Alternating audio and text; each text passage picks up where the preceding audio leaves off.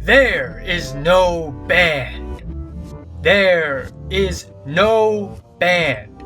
This is a tape recording.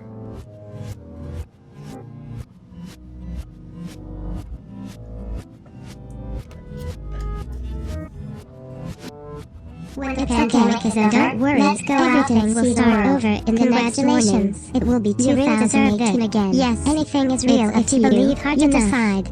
No problem.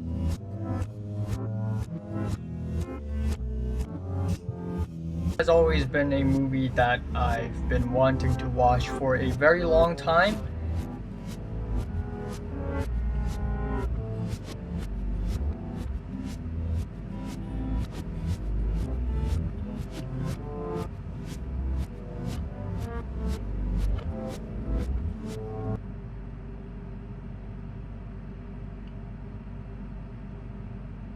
Hey, I'm feeling really dizzy and sleepy. What's up? It's the Culture Detective here, investigating your favorite movies, and today I'm going to do a movie review on Mulholland Drive by David Lynch, released in the year 2001.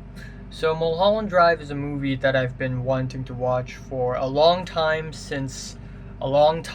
and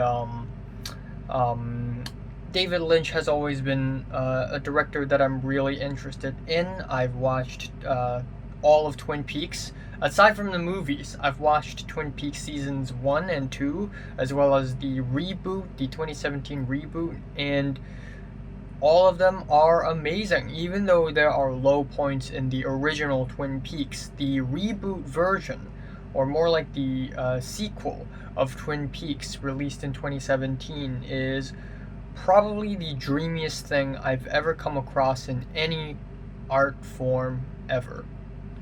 And that is a really difficult thing to achieve. So, David Lynch. I also watched Blue Velvet not too long ago, and I thought it was pretty great. Even though it wasn't as good as I thought it would be, it's still a very dark, grim, and strange look in the American suburban lifestyle. I also watched Eraserhead a very long time ago, but I'm going to rewatch it.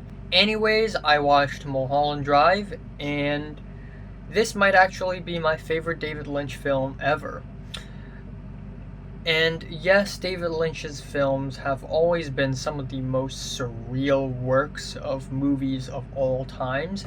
Yes, there are many other works of art that are way more surreal than David Lynch's, but David Lynch's films are very well known for being surreal, unconventional, confusing, strange. The same composer for Twin Peaks also composed the music for this film, and it is ominous, surreal. We also got a lot of interesting sound design, whooshes, like earth-shattering sounds just crumbling.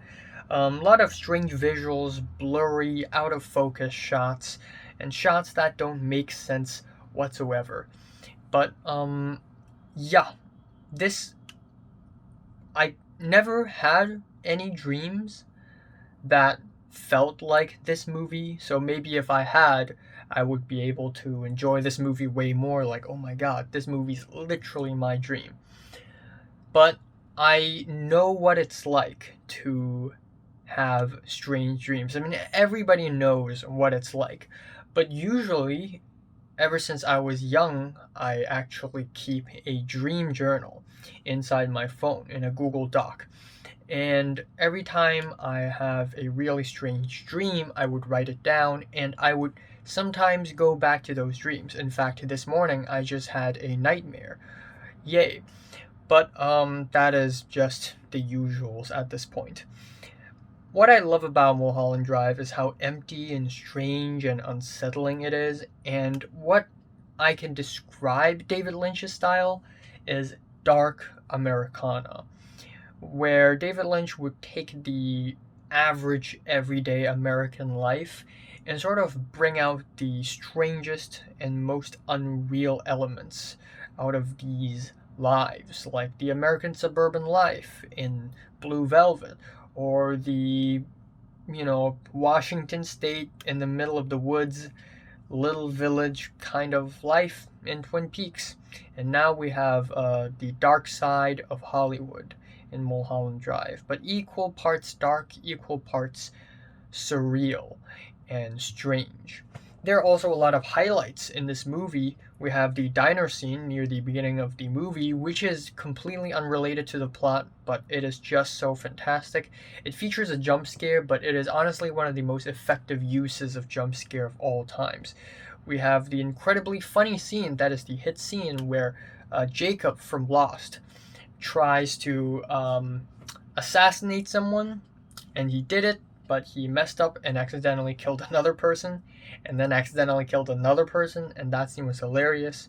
We have a lot of musical scenes in this movie, and that's one of the things I love about David Lynch's work. There are all these musical scenes that just don't mean anything, like the In Dreams sequence in Blue Velvet, which I really love. Same here, except we have more musical scenes. We have the This Is the Girl scene where Camila Rhodes perform a song. There's this late 50s, early 60s nostalgia, like American nostalgia, to these musical scenes that again sort of reflects the faux hopeful optimism of a Hollywood dream. We have one of my favorite scenes in the entire film. There is no band. At that point, I started to get a little bit uninterested in the film because I have no idea where is the film going. But then we have this "There's no band" scene, which is followed by Rita suddenly wake up in the middle of the night and staring at the ceiling and mumbling words. That was scary as hell. But eventually, in the middle of the night, they went to this theater in the middle of nowhere, and there's this guy who's like, there is no band, there is no orchestra, it's all a tape recording. And some guy with a trumpet comes out and he plays the trumpet, and then he stops playing, but the music keeps playing. And it's really, I really love that scene. I was glued to the screen when I watched that. And then we have the subsequent scene where a woman sings a Spanish song really passionately and beautifully, just to suddenly pass out at the end. Also, one of the scariest moments in the film would be the scene where they tried to visit Diane in Diane's house. That was horrifying. But yeah, I originally wanted to do a spoiler part for this video, but you know what? I'm not even going to talk about the spoilers. In the second half, actually in the last half an hour of this film, there is a huge plot twist. And usually when this kind of plot twist happens in movies and stories in general, it's bullshit. But because it's David Lynch, he actually manages to make this plot twist worthwhile, and also at the same time reflect the flawed, broken, disillusioned Hollywood dream that exists in Hollywood. And I'm happy I watched this movie before I went to Los Angeles, before I before I will go to in the future. I mean, I've been there, but I will go there in the future, which is not that exciting. So, yeah. I'm giving Mulholland Drive a 10 out of 10. 10. If I rewatch this movie enough, this might actually be one of my favorite movies of all times, to be honest. And also, I kind of hesitated when I decided to give this a strong 9 to a 10 out of 10. Because this isn't usually the kind of movie that I would give a 10 out of 10 to. Usually a 10 out of 10 movie is a very plot heavy, usually a huge, like, epic movie, usually with a lot of characters, usually larger than life. That, or very fast pace, very exhilarating, very interesting, and very powerful. But a couple months ago, I watched Fallen Angels by Wong Kar-wai, and it feels really strange. It's unlike your average conventional narrative heavy movie, but I still enjoyed it so much that I feel like I have to give it a 10 out of 10. I have no other choice.